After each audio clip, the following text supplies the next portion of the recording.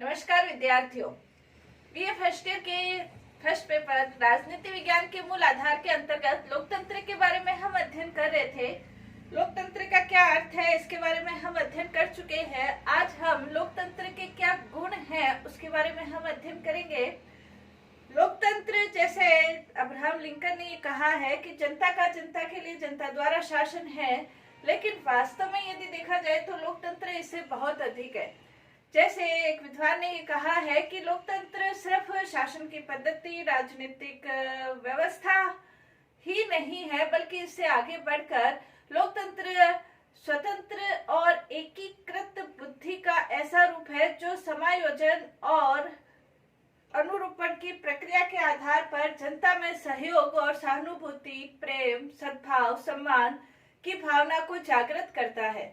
लोकतंत्र के अनेक प्रकार के गुण देखे जा सकते हैं। राजतंत्रात्मक शासन प्रणाली या कुलीन तंत्रात्मक जो शासन प्रणाली है वो किसी एक वर्ग विशेष के हित के अंतर्गत संचालित होती है। किसी एक वर्ग विशेष के हाथ में शासन शक्ति रहती है जो एक वर्ग विशेष तक ही सीमित रहता है। लेकिन लोकतंत्र जनता का शासन है, जनता के द्वारा ये शासन किया जाता है, जनता के प्रतिनिधियों के द्वारा शासन किया जाता है। तो इसमें अनेक प्रकार के गुण विद्यमान रहते हैं। जैसे जेके गैलब्रेथ ने ये कहा है, विद्वान जेके गैलब्रेथ ने ये कहा है, परिवार और सत्य, सूर्य, फ्लोरेंस के नाइटगेल की भांति लोकतंत्र की जो श्रेष्ठता है वो स्वयं सिद्ध है। इसी प्रकार जैसे जेएस मिल है वो ये कहते हैं कि सरकार की जो कसौटी है वो ये कसौटी है सरकार की कि वो जनता के हित में शासन किस प्रकार से कर रही है और जनता का चारित्रिक विकास किस प्रकार से हो रहा है। इन दो कसौटियों पर लोकतंत्र बिल्कुल सही सिद्ध होता है, इसलिए लोकतंत्र श्रेष्ठ शासन पद्धति है। डॉक्टर अंबेडकर ने भी ये कहा है कि लोकतंत्र का अर्थ है स्वतंत्रता, समानता और बंधुत्व की भावना, इसलिए लोकतंत्र श्रेष्ठ शासन पद्धति है। यदि लोकतंत्र के गुणों को हम देखें तो लोकतंत्र के अंतर्गत अनेक प्रकार के गुण विद्यमान रहते हैं। सबसे पहला है जनता के हित की भावना, जनहित की भावना।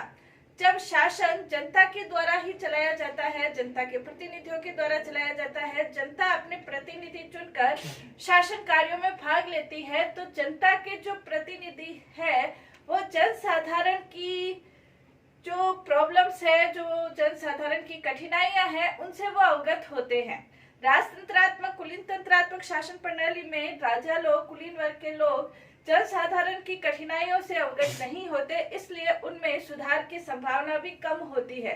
लेकिन लोकतंत्र के अंतर्गत चूंकि जनता के ही प्रतिनिधि है और वो अपनी कठिनाइयों को जानते हैं, इसलिए जो शासन कार्य है वो जनता के हित में स्वाभाविक रूप से जनहित में चलाया जा सकता है। इसके अंतर्गत सेकंड अपन कह सकते हैं कि सर्वाधिक कार्यकुशल शासन। सर्वाधिक कार्यकुशल शासन इसलिए है क्योंकि लोकतंत्र को जो जनता के प्रतिनिधि है उन्हें उत्तरदायित्वपूर्ण कार्य करना पड़ता है। यदि वो कार्यकुशलता पूर्वक शासन नहीं करते हैं, जनता के हित में शासन नहीं करते हैं, तो जनता को ये अधिकार है कि वो अपने प्रतिनिधियों को परिवर्तित कर दे। इसलिए उनका स्वाभाविक कर्तव्य बन जाता है, उनमें एक कर्तव्य बोध की भावना रहती है कि यदि हम जनता के हित में कुशलता पूर्वक शासन नहीं करते हैं तो जनता हमें हटा सकती है। राजतंत्रात्मक कुलीन तंत्रात्मक पद्धति में उत्तरदायित्व विहीन शासन होता है। राजा, कुलीन वर्ग के लोग किसी के प्रति उत्तरदायी नहीं होते, इसलिए उन शासन के कार्यों में कार्यकुशलता हो भी सकती है, नहीं भी हो सकती है। उनके लिए उन्हें कुछ प्रयास करने की आवश्यकता नहीं रहती, लेकिन लोकतंत्र के अंतर्गत उन्हें प्रयास करना ही होगा कि वो जनता के हित में कार्यकुशलता पूर्वक शासन करे। इसलिए कहा जाता है कि सर्वाधिक जो कार्यकुशल शासन है वो लोकतंत्रात्मक शासन है। इसके अंतर्गत गार्नर ने भी कहा है, लोकप्रिय निर्वाचन, लोकप्रिय नियंत्रण और लोकप्रिय उत्तरदायित्व ऐसे तत्व हैं जो लोकतंत्र को स्वाभाविक रूप से कार्यकुशल बना देते हैं। नेक्स्ट इसके अंतर्गत हम कह सकते हैं सार्वजनिक शिक्षण। लोकतंत्र के अंतर्गत सार्वजनिक शिक्षण प्रदान किया जाता है, सार्वजनिक शिक्षण हो जाता है। क्योंकि लोकतंत्र के अंतर्गत जनता शासन कार्यों में भाग लेती है। शासन कार्यों में भाग लेने पर जनता को ये स्वाभाविक रूप से रहता है कि कौन से प्रतिनिधियों का चुनाव करना है और क्यों चुनाव करना है। इसके लिए जैसे प्रचार अभियान होता है, चुनाव प्रचार होते हैं, रैलियां होती है, लोग जब चुनाव होते हैं तो आपस में राजनीतिक चर्चाएं करते हैं, किस उम्मीदवार को वोट देना है, नहीं देना है, क्यों देना है, कौन सा जो अधिकारी है, जो नेता है, नेतृत्व है, वो सक्षम नेतृत्व दे सकता है, नहीं दे सकता है। क्योंकि चुनाव एक ऐसी प्रक्रिया है जिसके माध्यम से लोग आपस में बातचीत करते हैं, एक दूसरे के विचारों का आदान प्रदान करते हैं और राजनीतिक जो क्रिया प्रतिक्रिया, वार्ताएं, वाद विवाद, बहस, ये सब जो विचार विनिमय होता है, इससे जनता को स्वाभाविक रूप से राजनीतिक शिक्षण प्राप्त होता है। अगर चुनाव नहीं हो, एक सोचने की बात है, यदि चुनाव नहीं हो तो जनता इस बारे में कोई बात ही नहीं करेगी, किसको चुनना है, क्यों चुनना है, कब चुनना है, कैसे चुनना है, इसके बारे में कोई बातचीत ही नहीं होगी और न ही एक दल के व्यक्ति दूसरे दल के बारे में बात करेंगे। जब बात ही नहीं करेंगे तो जनता राजनीतिक रूप से पूर्ण उदासीनता पूर्वक जीवन व्यतीत करेगी। तो कहा जाता है, जैसे गेटल ने ये कहा है, लोकतंत्र नागरिकता की शिक्षा प्रदान करने वाला सबसे महत्वपूर्ण शासन पद्धति है, क्योंकि इसके द्वारा राजनीतिक शिक्षा प्राप्त होती है। नेक्स्ट, इसके अंतर्गत हम कह सकते हैं कि लोकतंत्र मनोविज्ञान के अनुकूल है। लोकतंत्रात्मक जो शासन प्रणाली है वो मनोविज्ञान के अनुकूल है, क्योंकि व्यक्ति जब ये देखता है कि जो शासन पद्धति है, शासन के जो लोग हैं, शासन के अधिकारी है, वो उसी के द्वारा चुने हुए हैं और वो जो शासन में भाग लेते हैं, वो सक्रिय रूप से जो भाग लेते हैं, तो उनको ये लगता है कि शासन पद्धति में उनका जो योगदान है, सहयोग है, उसी के कारण ही शासन व्यवस्था संचालित हो रही है। तो मनोवैज्ञानिक रूप से उनको ये लगता है कि शासन पद्धति कोई पराई नहीं है, बल्कि उसकी खुद की शासन पद्धति है, शासन के लोग उसके खुद के हैं। तो मनोवैज्ञानिक रूप से जब व्यक्ति लोकतंत्र के साथ जुड़ जाता है, मनोवैज्ञानिक रूप से जब जुड़ गया, तो उसके प्रति जो विरोध की, वैमनस्य की भावना है, कटुता की भावना है, वो खत्म होती है और वो मनोवैज्ञानिक रूप से शासन की आज्ञाओं का पालन करने में तैयार हो जाता है, क्योंकि उसको लगता है कि शासन मेरा ही है, कोई मेरे पर शासन थोप नहीं रहा है, बल्कि शासन के कार्यों में मैं खुद सहयोग कर रहा हूँ। तो लोकतंत्रात्मक शासन पद्धति के अंतर्गत जैसे डॉक्टर आशीर्वादम ये कहते हैं कि लोकतंत्रात्मक शासन पद्धति व्यक्ति के, नागरिकों के मनोविज्ञान के अनुकूल है। नेक्स्ट, इसके अंतर्गत जनता का नैतिक उत्थान होता है। जनता का इसके अंतर्गत नैतिक उत्थान होता है। नैतिक उत्थान का तात्पर्य यह है कि जनता के अंतर्गत सहयोग की, सम्मान की, आत्मविश्वास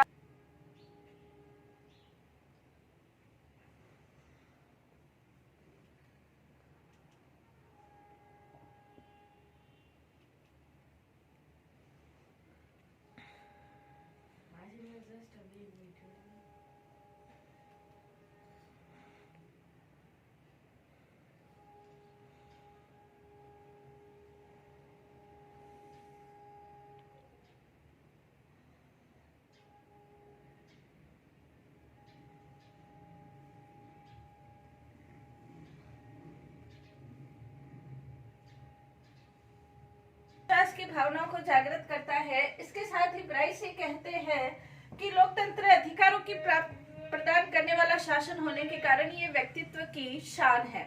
इसके अलावा लावेल ने ये कहते हैं कि वही सरकार सर्वश्रेष्ठ है जो जनता के अंतर्गत नैतिकता, परोपकार, सम्मान, सहयोग, प्रेम, परोपकार की भावना को बढ़ाती है, उसे प्रसार करती है और इस दृष्टि से लोकतंत्रात्मक शासन व्यवस्था श्रेष्ठ शासन व्यवस्था कही जा सकती है।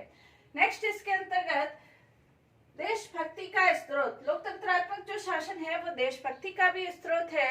जैसे एक विद्वान है लेविलियर, वो ये कहते हैं कि फ्रांस की क्रांति के बाद फ्रांस की जनता फ्रांस से प्यार करने लगी थी। कहने का तात्पर्य ये है कि लोकतंत्र के अंतर्गत वहां की जनता में देशभक्ति की जो भावना है वो स्वाभाविक रूप से संचार करती है, क्योंकि जनता को ये लगता है कि जो सरकार है वो शासक नहीं होकर बल्कि उसकी सेवक है और वो जनता के हित में, जनता के कल्याण के लिए, स्वाभाविक कल्याण के लिए कार्य करती है।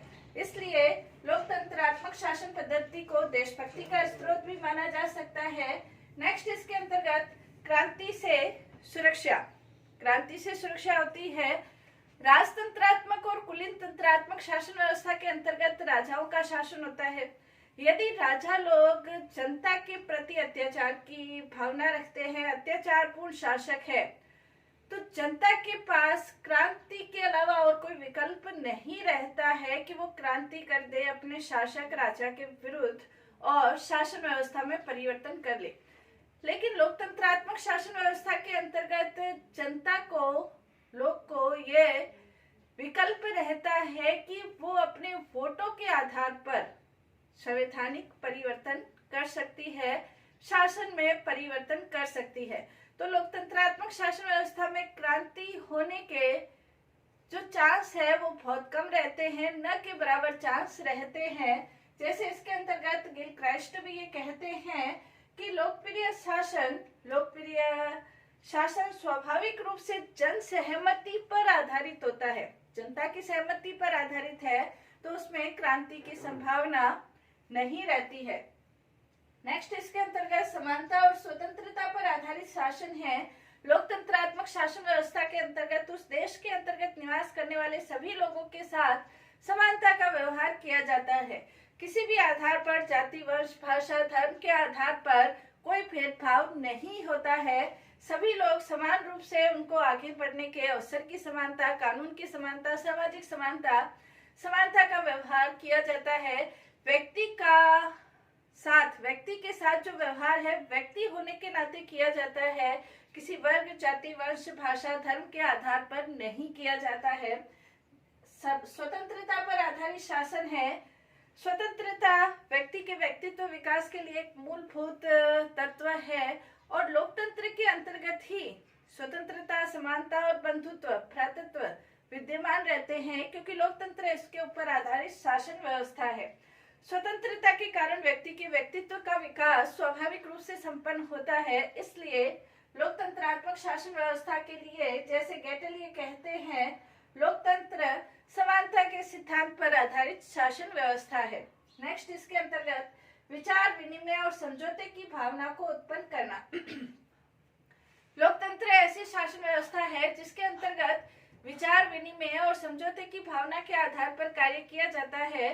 लोकतंत्र के अंतर्गत किसी एक वर्ग विशेष के हित के लिए कार्य नहीं किया जाता है। लोकतंत्र में यदि कोई कानून ऐसा लगता है कि वो अमुक व्यक्ति वर्ग विशेष के हित में नहीं है, तो समझौते के आधार पर उसको समझाने की कोशिश की जाती है, समझौते किए जाते हैं और फिर उस कानून को लागू किया जाता है। विचार विनिमय पर आधारित शासन व्यवस्था है, एक दूसरे के विचार विनिमय होता है और सत्य तक पहुंचने की एक प्रक्रिया है लोकतंत्रात्मक शासन व्यवस्था। तो इसलिए विचार विनिमय और समझौते की भावना इसके अंतर्गत उत्पन्न होती है, जिससे श्रेष्ठ तत्व, शासन करने के श्रेष्ठ तत्व उभर कर सामने आते हैं। इसलिए लोकतंत्र को श्रेष्ठ शासन व्यवस्था कहा जा सकता है। नेक्स्ट इसके अंतर्गत विज्ञान का श्रेष्ठ प्रोत्साहक है। विज्ञान की उन्नति तभी संभव है जब स्वतंत्रता का माहौल मिले। स्वतंत्रता का माहौल नहीं मिलता है तो वैज्ञानिक क्षेत्र के अंतर्गत कार्य करने में अनेक प्रकार की बाधाएं उत्पन्न होती है, तो विज्ञान के क्षेत्र में जो आविष्कार है वो संभव नहीं हो पाते। लोकतंत्रात्मक शासन व्यवस्था चूंकि समानता और स्वतंत्रता पर आधारित है, स्वतंत्रता पर आधारित होने के कारण जो विज्ञान के क्षेत्र में उन्नति का माहौल मिलना चाहिए, प्रगति का माहौल मिलना चाहिए, वो लोकतंत्र में ही संभव है। और वर्तमान समय यदि हम देखें तो जब 19वीं शताब्दी के बाद दुनिया के अंतर्गत लोकतंत्र का जैसे जैसे विकास हुआ, दुनिया के अंतर्गत अधिकतर देशों ने जब लोकतंत्र को स्वीकार किया, तो 19वीं सदी के बाद ही वैज्ञानिक क्षेत्र के अंतर्गत अनेक प्रकार के आविष्कार हमें देखने को मिलते हैं। कहने का तात्पर्य यह है कि विज्ञान का ये श्रेष्ठ प्रोत्साहक है। जैसे मेयो ये कहते हैं, स्वतंत्र समाज में ही वैज्ञानिक विकास, सर्वाधिक वैज्ञानिक विकास संभव है। नेक्स्ट इसके अंतर्गत लोकतंत्र विश्व शांति का समर्थक है। लोकतंत्र के अंतर्गत चूंकि स्वतंत्रता का माहौल रहता है, स्वतंत्रता समानता का माहौल रहता है, लोकतंत्र हिंसा, द्वेष, साम्राज्यवाद, उपनिवेशवाद इन सब का विरोध करता है, क्योंकि लोकतंत्र शांति पूर्ण शासन है और इसलिए वो न सिर्फ अपने देश के अंतर्गत शांति को बढ़ाता है, बल्कि विश्व शांति का भी समर्थक शासन व्यवस्था है। इसीलिए बर्क ये कहते हैं लोकतंत्रीय आंदोलन शांति का आंदोलन है, न सिर्फ अपने देश में शांति बल्कि विश्व में शांति का आंदोलन है। तो आज हमने लोकतंत्र के गुणों के बारे में अध्ययन किया। धन्यवाद।